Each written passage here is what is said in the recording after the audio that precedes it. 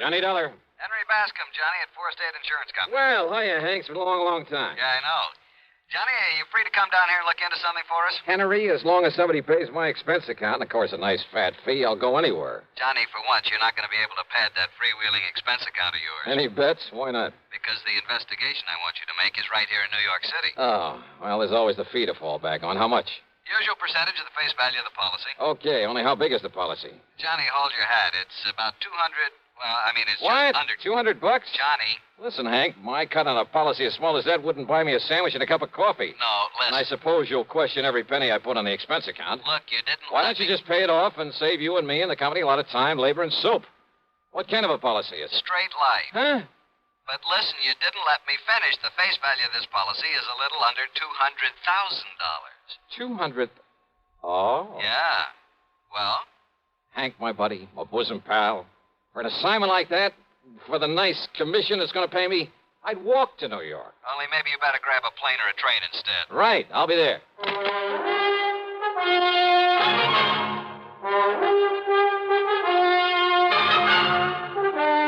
CBS Radio brings you Bob Bailey in the exciting adventures of the man with the action-packed expense account, America's fabulous freelance insurance investigator. Yours truly, Johnny Dollar.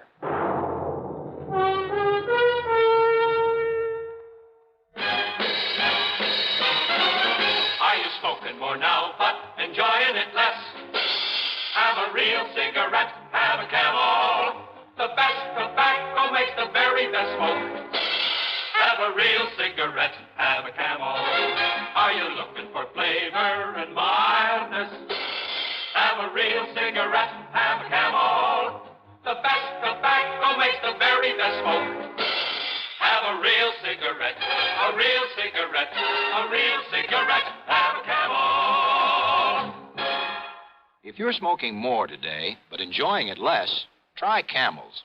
The Camel blend of costly Turkish and domestic tobaccos has never been equaled for rich flavor, easygoing mildness, real smoking satisfaction every time you light up. The best tobacco makes the best smoke.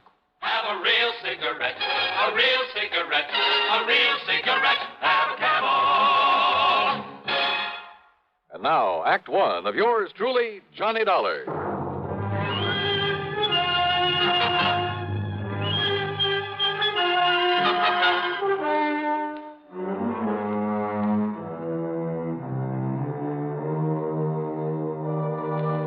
Expense account submitted by Special Investigator Johnny Dollar to the Four State Insurance Company, New York City office.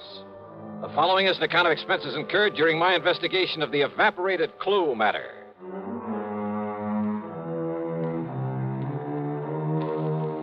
Expense account item 1, $5.25 for a taxi out to Bradley Field. Item 2, $13 even for a plane to New York and a limousine to Grand Central Station. Then I walked over to Henry's office at 500 Fifth Avenue at the corner of 42nd Street. Johnny, you really made time. Sit down. Yeah, thanks. That's because of the tempting offer you made to me over the phone. A policy worth $200,000. $189,000 to be exact. Straight line. Mm-hmm. On home. Mr. Jonathan R. Kenworthy. Kenworthy? Very, very wealthy. Retired some years ago after selling off the Kenworthy copper mills. Oh, yeah, sure. Been living here in New York for the past 20 years. Big fancy apartment overlooking the East River. 714 East 52nd Street. Expensive neighborhood. Oh, I told you he was loaded. So what happened to him? He was murdered, Johnny. Oh? Yeah. And who's the beneficiary of this nice, juicy hunk of insurance? His grandson, Carlton M. Kenworthy. And that's the answer to your next question, too. Now, what do you mean by that? I was going to ask you if you or the police have any idea who might have killed him.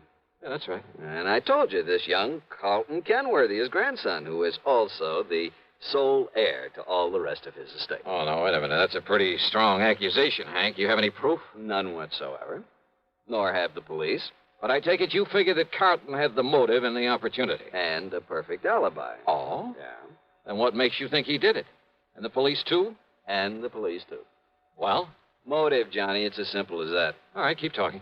It's simply that nobody else in the world could possibly benefit by old Mr. Kenworthy's death. Well, now, Hank... Plus the fact that he had no enemies. None whatsoever, Johnny. You sound pretty sure of that. I am. I not only knew him, but I knew a great deal about him. Oh, but after all, a man who's been head of a company as big as Kenworthy Copper Mills, You know, some disgruntled employee with some imaginary grievances. Over 20 years ago? Well, But even if he'd only retired from that business last month, I'd still say no. Kenworthy was one of the best-loved men I've ever heard of. As for his employees, why, they're the ones he left the business to. He never had a strike, any other kind of labor troubles, despite the size of his plant, because he treated every one of his employees like one of his own kids. This sounds pretty unusual, Johnny, I know. But he was an unusual man. oh, I see. But now about this grandson, Carlton Kenworthy. Well, about as useless a hunk of human being as I've ever seen. How old is he? Oh, 30, 32 or 3. What's he do for a living? Well, that's the point. He doesn't. Nor has he ever done anything. Despite the fine education, all the world travel his grandfather lavished on him. Johnny, if you want a perfect definition of a playboy, I can give it to you in 3 words. Carlton Manson Kenworthy. And he gets the whole estate as well as the insurance. He's known in every nightclub on Manhattan Island. He and that leech Allen something or other who pals around with him. Allen? Yeah, Barker or Baxter or something.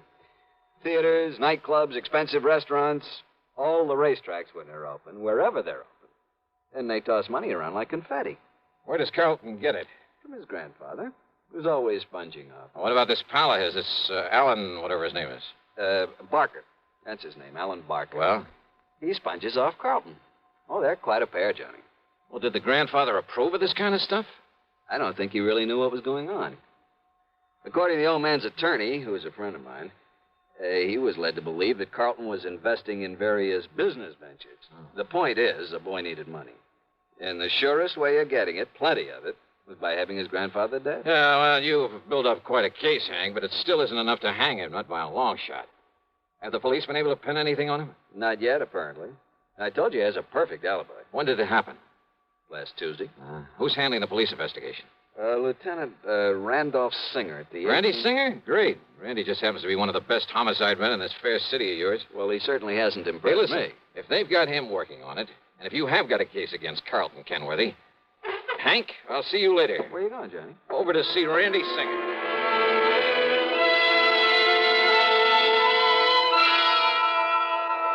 Sure, Johnny, I'm just as sure as your friend Hank at the insurance company. Why, Randy? Well, the way that boy played around cost him a fortune. Even more than his grandfather gave him. You're sure of that? What do you mean? Well, the way I get it, Grandpa gave him plenty. Yeah, but Carlton is up to his ears in debt. Every time the boys raid a plush gambling joint, there he is. He and that hanger-on of his, Alan Barker. Like peas in a pod, those two. Then he probably welcomed the raids. Sure. Probably kept him from having to pay off some of his losses. Yeah, he's still in up to his ears.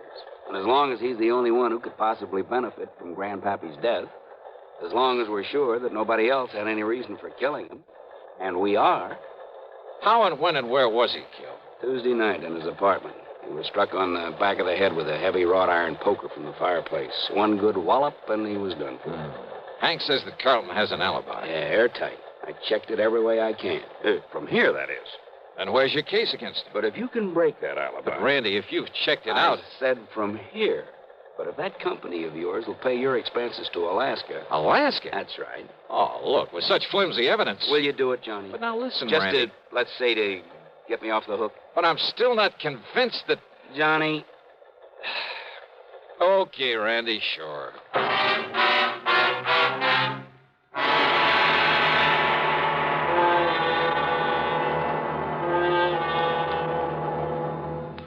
Act 2 of yours truly, Johnny Dollar, in a moment. Meet star Stuart Irwin. Nothing's worse for an actor than a nasty cold. To feel better quickly, I take wonderful 4-way cold tablets, the fast way to relieve cold distress. Right. Tests of all the leading cold tablets proved 4-way fastest acting. 4-way starts in minutes to relieve muscular pains, headache, reduce fever, calm upset stomach, also overcomes irregularity. Take my advice. For your next cold, take 4-way cold tablets, the fast way to relieve those cold miseries. 4-way, only 29 cents. And now here's a word about another fine product of Grove Laboratories. To get rid of embarrassing dandruff in 3 minutes, change to Fitch Dandruff Remover Shampoo. 3 minutes with Fitch regularly is guaranteed to keep unsightly dandruff away forever. Apply Fitch before wetting hair, rub in 1 minute. Add water, lather 1 minute. Then rinse 1 minute. Every trace of dandruff goes down the drain. 3 minutes with Fitch and embarrassing dandruff's gone. At the same time, Fitch can brighten hair up to 35%. Get Fitch Dandruff Remover Shampoo today. And now, Act Two of yours truly, Johnny Dollar, and the Evaporated Clue Matter.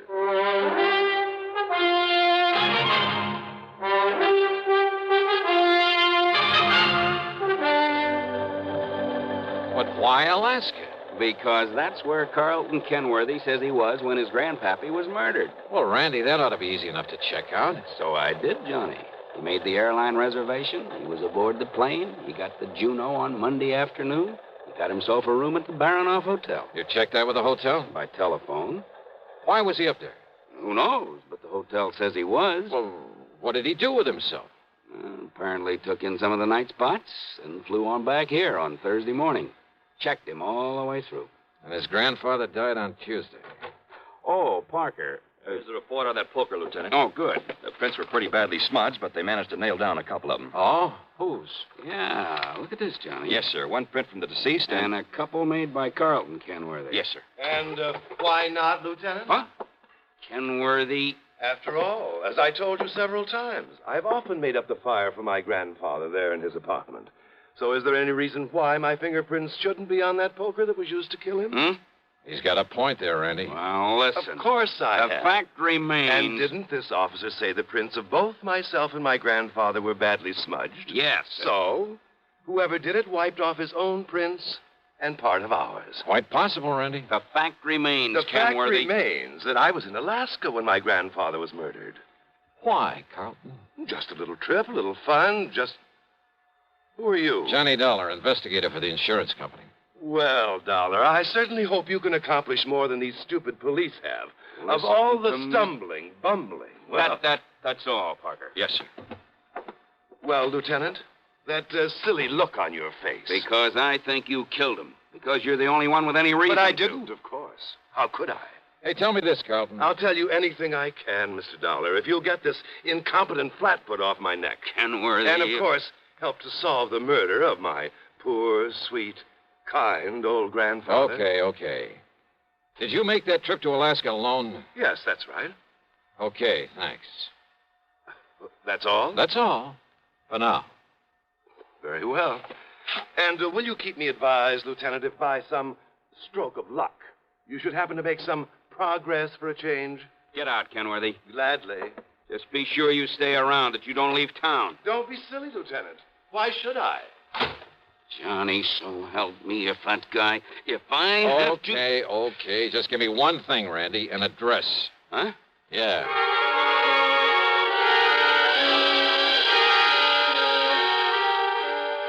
I could see why Randy'd harbor no love for Carlton Kenworthy.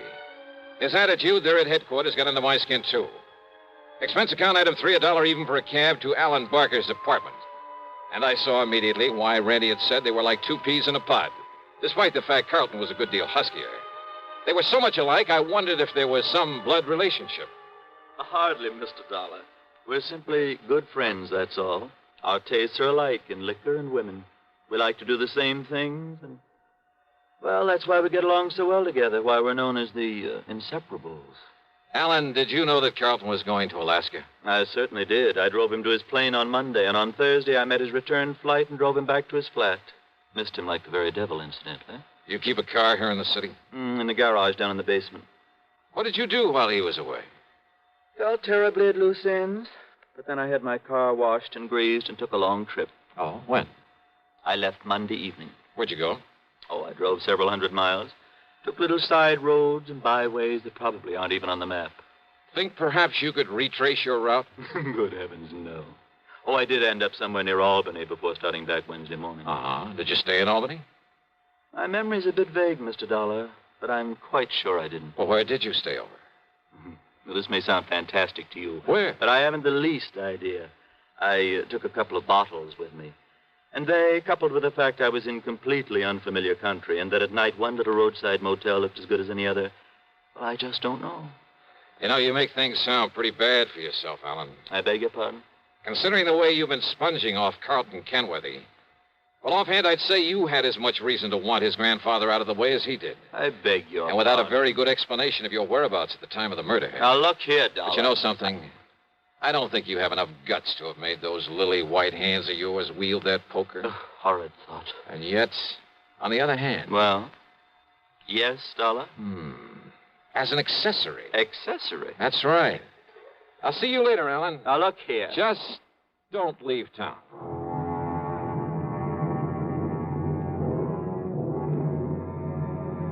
Carlton? Possibly. Alan? Well, I don't know. I don't pretend to be an expert judge of character. But I'd swear that Alan wasn't capable of killing a man. And yet, as Randy had said, unless we could somehow break Carlton's alibi.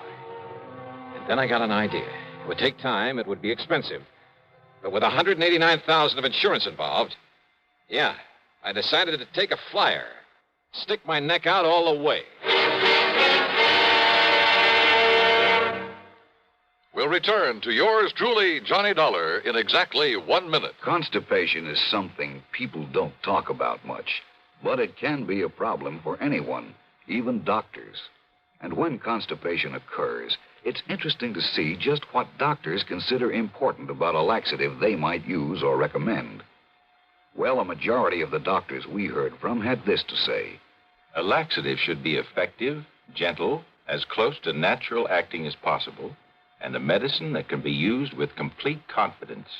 Now, X-Lax has been popular with many doctors and millions of people over the years because pleasant-tasting chocolated X-Lax is effective. Overnight, it helps you toward your normal regularity. X-Lax is gentle. Next morning, it gives you the closest thing to natural action. And that's why many doctors and millions of people use X-Lax with complete confidence. X-Lax, the laxative that helps you toward your normal regularity gently, overnight. Is X-Lax in your medicine cabinet? And now, Act 3 of yours truly, Johnny Dollar. Expense account item 4, $489.54. That's a round-trip plane ticket to Juneau, Alaska, by way of Seattle, Washington. It wasn't until we got there that I suddenly realized I'd been pretty stupid. In spite of the fact that Alan looked very much like him, I should have taken along a picture of Carlton Kenworthy. And certainly I should have taken along a set of his fingerprints for comparison with any I might be able to pick up. Or even a sample of his handwriting. But I didn't, so I'd have to work things out the best I could. Item 5, $10 for miscellaneous taxi fares. Item 6, $10 for a room at the Baranoff Hotel. And yes, I got the same story Randy Singer had about Carlton's having been there, having spent plenty of time at the bar and the bubble room, at nightclubs all over the town. But then it was item 7, $8.50 for some drinks and dinner in the main dining room that finally did the trick. Yeah, that pointed out the one small, seemingly insignificant way in which I could either prove or disprove Kenworthy's alibi. Believe me, seldom has the solution of a murder case hung on such a slender thread. Anyhow, less than 36 hours after I'd left New York, I was back at Idlewild Airport. Item 8, 10 cents for a phone call to Randy Singer. Item 9, $7.50 for a fast taxi into 18th Precinct headquarters. Johnny, where you been anyway? Did you get in touch with Carlton? He's right here in my office. Good boy, Randy. Well, hello, Carlton. Ungodly hour to drag a man out of bed and over here. Yeah, have a bad night of it? Alan and I did do the town a bit. Have you found some lead, I believe you call it, on the killer of my grandfather? Yeah, maybe. Do you mind if I sit down? Maybe you'd better. Where were you when your grandfather was murdered? Why, I've told you, Juneau, Alaska. You know Alaska pretty well? I know nothing about it. This is my first trip and a very brief one. You stayed at the Baranoff Hotel? That's right. Check with him, and you'll find I was there on Monday, Tuesday, and Wednesday. Did you eat there at the hotel? My dinners, yes. But I fail to see what that could Just answer my questions, will you, please? Why not? Okay, now. Monday night. Cocktails in the bubble room? That's right. But what difference could that possibly... And what did you have for dinner? Now, that's a stupid question. Yeah? But if I can prove you weren't where you say you were when your grandfather was killed... If you can, Dollar, and I know that you can't, but if you could, I would gladly confess to this murder, regale you with gruesome details, tell you anything you like. Wise guy. I asked you what you had for dinner Monday night there at the Baranoff. Oh, I see. You think if I say I had something that wasn't on the menu that Just night... answer my question. Or perhaps you'll check to see if the dinner was put on my bill, so I'd have to sign for it, leave a sample of my handwriting. But I paid cash for everything. I asked about your dinner. Well? Dollar of all the asinine, idiotic... Shrimp cocktail, a salad, a steak, and some coffee. Get that stuff anywhere. But now, Dollar... Mike? What? The coffee. Really, if this is detective work, if this nonsensical questioning... Well? No, Mr. Dollar. I had my coffee with cream and sugar. Oh, you ordered cream. I used the cream that was on the table. Look here, now, of all the silly, absurd, childish Cream was on the table? Of course it was. Real cream? Yes, and the sugar was real sugar. That's beside the point. But what you hope to gain by all this, stupid... Oh, you mean you solved this heinous crime without knowing about the sugar, little boy? That's right. Because you'd already told me you were never there. What? Because Alan went up there instead, didn't he? Using your name to establish an alibi for you. Now, what miraculous deduction leads you to... Because of your certainty about that cream on the table. Of course I'm certain. Doesn't any decent restaurant put cream on the table? No, not up there. What? What's that, Johnny? But he didn't tell me that. I don't know why, Randy. Maybe no big dairy farms yet. Maybe just plain habit. Maybe they like it better. Dollar, how did you find out But about on that? every table, even in the best places, you'll find no cream. But a little can of evaporated milk. Like to check on it? Well, I'll be doggone. It was Alan. Did Alan tell you that? Did Alan give me away because he thought he could get the money if I knew he was my friend only because of the money I could give him, but listen... He's as guilty as I am, Mr. Dollar. Is he? Of course he is, because he helped me kill my grandfather. Well, isn't he? I'll prove it. I'll prove I couldn't have killed him without his help. Do you hear me, Dollar? Do you hear me? You think that's going to help you in court?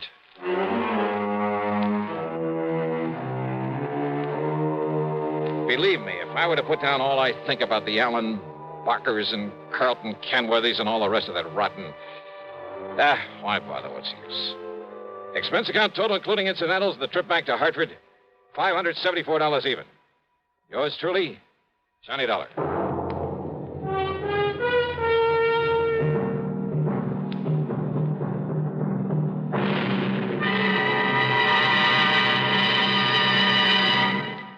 Now, here's our star with a word or two about next week's program. And a welcome to a couple of more stations that have joined us. WBRK in Pittsfield, Massachusetts, and WKNY over in Kingston, New York. We're glad to have you with us. And, man, how this network grows and grows. As for next week, well, I wonder just how you'd feel sitting on top of a nuclear explosive device, knowing the darn thing may go off any second and blow you to kingdom come. I know how I feel. And I'll tell you all about it on my program next Sunday, as usual, right here on the CBS radio station that brings you all the best in programming. The story's a real cliffhanger, and I'm sure you'll like it. Join us, won't you? Yours truly, Johnny Dollar.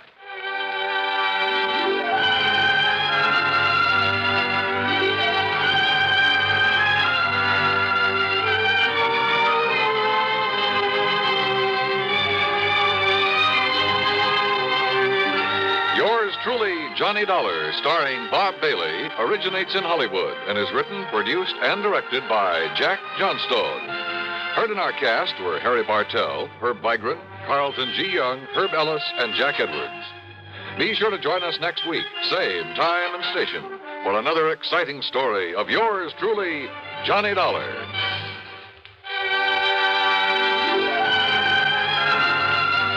This is Dan Cubberly speaking. Suspense follows on the CBS Radio Network. Better buys are your reward. At Orange Motors for a Ford. Get your orange guarantee from the largest dealer in Albany. In the heart of Auto Road, Orange is the place to go. Orange Motors has the parts that's true, plus 44 years of experience too. Orange Motors, if you're wise, for better service, better buys. It's easy to have a new Ford Falcon in your garage. Orange Motors has an excellent choice of Falcons in all colors, automatic or standard shift, 2 doors or 4 door. For a nominal down payment, you can own a Ford Falcon for as low as $50 a month. Think of it, a new Ford Falcon for only $50 a month. Want one? Come to Orange Motors in Albany. Better Ford buys, used or new, at $7.99 Central Avenue. Orange Motors, if you're wise, for better service, better buys. Radio 59 WROW, first on the dial in Albany, Troy, and Schenectady. You've been listening to the OTR Gold Network. Find more classic radio at otrgold.com.